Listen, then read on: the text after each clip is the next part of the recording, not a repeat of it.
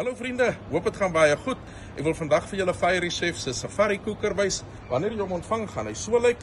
En wanneer jy hom wil opslaan, gaan die eerste stap wees wat jy doen, jy gaan hom oplig sodat hy op sy voete staan.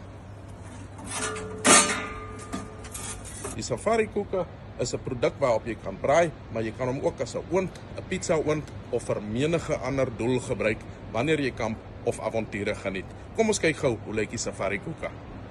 Wanneer die produk verpak is, gaan hy so lyk. Hy het 'n rooster bo-op en wanneer jy die deurtjie ooplig en oopmaak, gaan ons na die oond toe.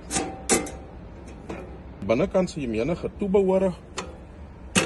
Aan hierdie kant sal ons 'n aspan vind wat jy kan uitskuif soos dit.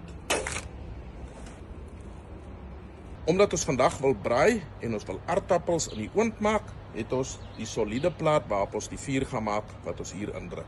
Dan het jy natuurlik rakkies vir jou speserye en jou drankies en ons kan ook die hoogte van ons rooster baie suksesvol verstel.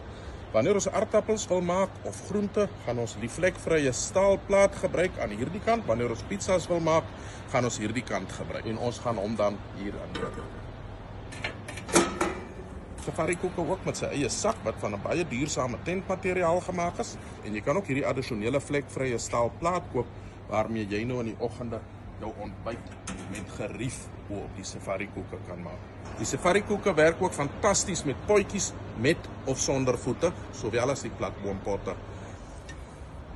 Nou is die safari koeker reg om gebruik te word. Kom ons span hom in en laat my weet wat julle van hom dink. Die safari koeker doen dit als van braai, oond, pizza, gebak, braai, lekker. Alles met die safari koeker. Wat dink julle van hierdie fantastiese